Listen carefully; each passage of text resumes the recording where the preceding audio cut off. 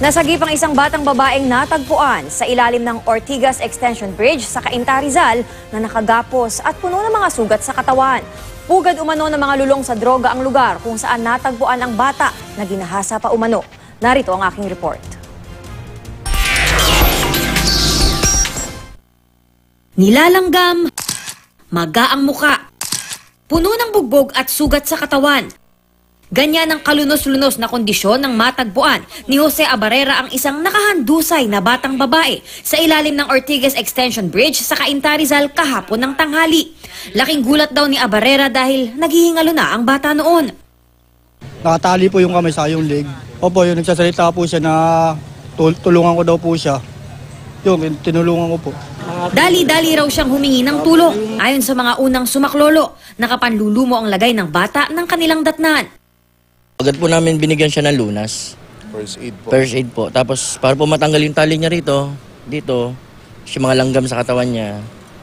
Bigla raw nagsalita ang bata, kaya minabuti nilang kunan ng video ang pakikipag-usap sa kaawa-awang biktima na 9 na taong gulang lang. Ate, ano pa po ginawa sa'yo? Ate, Wala ko sa lugar, nakatanong ko. sinakal ka?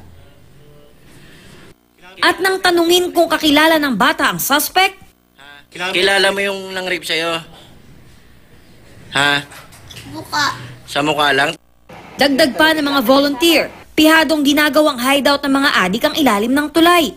Ano yung mga nakita niyong mga gamit doon? Marami po, mga drug paraphernalias, mga foil, mga lighters. Talagang hindi nyo aakalain, ma'am, yung lugar meron palang ganun sa ilalim ng tulay na talagang ginagawa palang pwestuhan ng mga adik. Isinugod sa pinakamalapit na ospital ang biktima. Ayon sa doktor, sumusuka raw ng dugo ang bata at maaaring nagtamo ng traumatic brain injury. Patuloy raw kasi ang paglabas ng dugo sa tenga nito. Sarado yung buong, both eyes niya, dumudugo yung kanang tenga niya, and meron siyang ligature marks, parang binigti siya.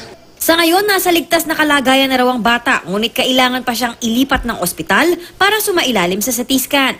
Tumanggi munang magbigay ng pahayag sa GMA News sa mga kaanak ng biktima. Iniimbestigahan na ng Women and Children's Protection Desk ng Cainta Police ang krimen. Athena Imperial, GMA News.